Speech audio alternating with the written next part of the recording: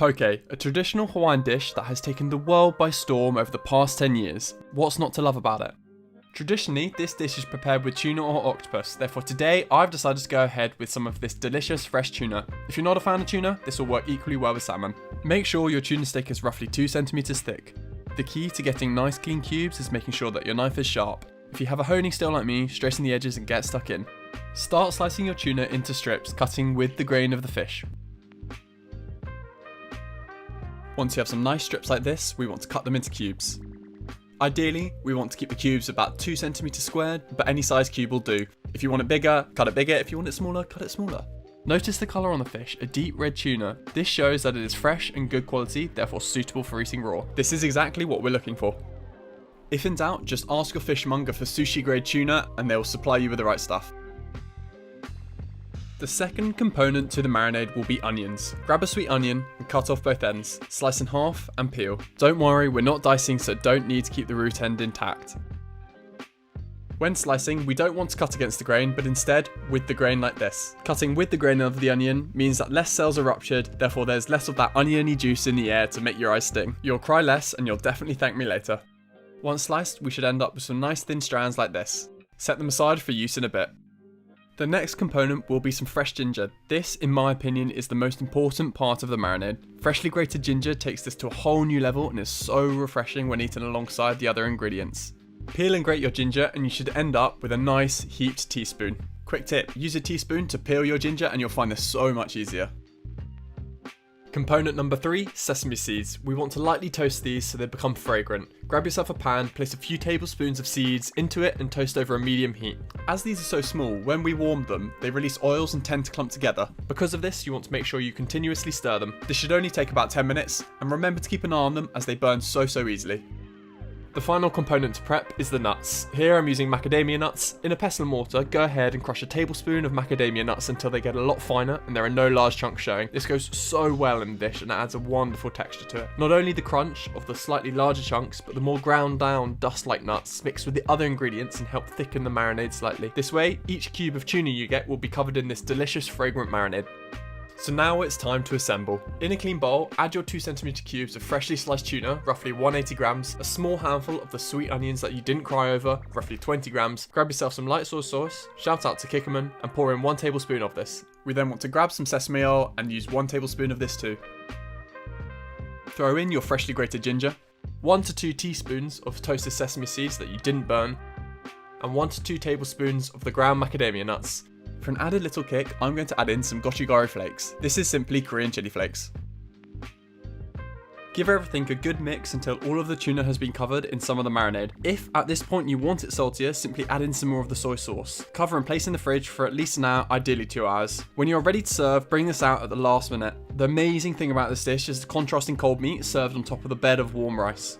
Whilst your tuna is marinating, we're going to go ahead and prepare the rice and toppings. Grab yourself a rice cooker, anyone will do. This is just a cheap one off Amazon. I'll put the link in the description. If you don't own a rice cooker, I'll write a method in the description for cooking the rice on the hob in a pan. If anything, this will give you identical results to using a rice cooker. For this, I'm going to use some sushi rice, Japanese short grain rice. Open this up, but don't do what I did. If anything, rice is the most important part of this dish. Like sushi in Japan or poke in Hawaii, the raw fish is simple and easy to prepare. What separates an average piece of sushi or poke from an incredible one will more often than not come down to the rice. Add 2 cups of rice to your pot and then it's time to rinse. The reason we want to rinse the rice is to remove any loose starch sitting on the surface of the grains. This will stop it from going mushy and overly sticky. If you don't believe me, try without washing and you'll definitely notice the difference. To wash the rice, fill it up with water and use your hand as a paddle like this to gently stir the rice in a circular motion. After about 20 seconds, the first wash of your rice is done. As you can see, the water is a very milky white colour. This is the excess starch we don't want. Strain off this milky water and repeat the rinsing process up to 4 times. You will know when the rinsing is done as the water will end up a lot clearer after rinsing like this. At tops, this should take you 5 minutes, but it is an essential 5 minutes for the process. Next, we want to soak the rice. Again, this is an essential part of the cooking process. Soaking allows the rice to absorb some of the water, helping with a more even cooking the grains. Have you ever ended up with rice that is soft and soggy on the outside, but still slightly hard on the inside? Yes, this is most likely because you didn't soak it. In the pot, we're going to add 2 cups of our rinsed rice, strained, and 2 cups of cold water. For added flavour, I love to add some kombu, a popular ingredient in East Asia. This is just dry kelp and it adds a lovely subtle flavour to the rice. Cut off 2 4x4cm squares of kombu and place into the pot. Cover and then leave to soak for at least 20 minutes. Whilst the rice is soaking, I'm going to prep 2 of the toppings for this. Go ahead and grab yourself a lovely bunch of fresh carrots. Top and tail the carrots, then give them a quick peel, but remember to not throw away any of those amazing skins or carrot tops. The green stalks can be used as garnish, however if not, both the stalks and skins can be used in adding amazing flavour to broths. To julienne the carrots, we want to cut them into half until they're roughly a length of 7cm. Cut off one side of the carrot and place the flat side onto the cutting surface to stabilise. Proceed to cut the carrot in strips like this. Then go ahead and stack your slices into a neat little pile like this, then proceed to cut the stack of carrots into nice thin slices. And there we go, you have successfully learned how to julienne a carrot. For the second topping, I've chosen to use avocado. If the avocado is ripe, it should be slightly soft to the touch, and the knobbly bit at the top should pop off with ease. As you can see here, I've got a pretty good one. I've got a little bit of browning at the top, but the rest is perfect. As we are using this avocado as a topping, we want it to be presented as nicely as possible, therefore we won't be using a spoon to scoop out the flesh. Instead, we're going to use our hands to peel off the skin to preserve the flesh. After all, if your food looks good, it always tastes 100 times better. You get the gist. Once you have a nice half of avocado, we want to slice this into fans. Cutting from top to bottom, we want to use the tip of the knife, not the whole blade. This way, the avocado slices have less surface area to stick to the knife and pull away from the avocado. Trust me, it will make it 10 times easier. This is also a fail-proof way to cut avocado for the top of sushi rolls. Now we've cut the avocado, we want to flatten it with the back of the knife.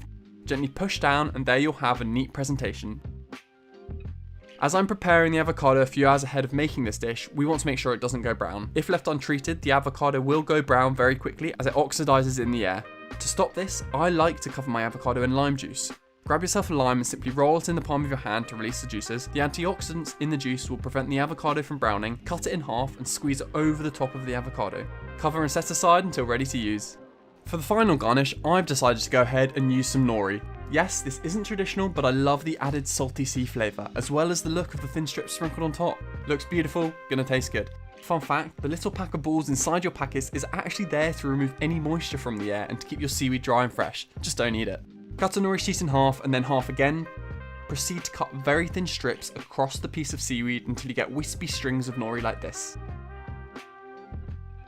By the time you've prepped your toppings, the rice should now be ready to cook. Grab your rice cooker and place the pot of soaked rice on top. Make sure to turn it on, unlike me at first, then cook for roughly 10 minutes or until done. Once cooked, scoop the rice out onto a wide tray to get ready for seasoning. Sometimes when cooking in a rice cooker, bits of rice can stick to the bottom. This is very normal, but remember, do not scrape and catch any of the crispy bits like I did. If you do, simply pick them out and your rice will be perfect and good to go.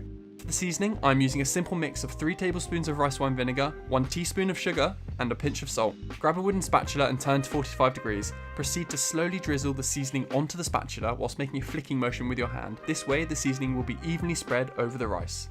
Gently fold on top of each other a few times and then you should end up with a beautifully seasoned, well-cooked batch of rice. So, it's now come to assembly time. I'm using a shallow bowl for this. Scoop some rice into the bottom of your bowl and top with a nice pile of your marinated tuna. As I said earlier, the cold tuna on a bed of warm rice is absolute heaven.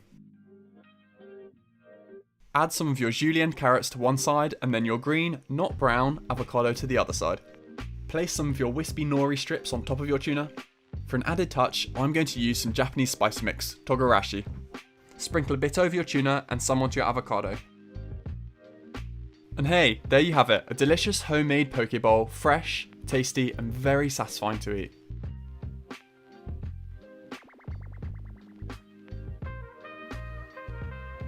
Wow, that is unbelievably delicious. Got the freshness of the ginger with the tuna, got the soy sauce, sesame oil, and you've got the nice crunch from the nuts and the sesame seeds, and you've got the avocado with the togarashi. Honestly, this is so tasty. If you guys want to make this, the recipe will be in the description box. Let me know how it goes, send me some photos on Instagram. I'm in the process of moving kitchens, so I will be in a new kitchen very soon, and yeah, I just can't wait to explore all the culinary creations from around the world and share this journey with you guys. Till next time.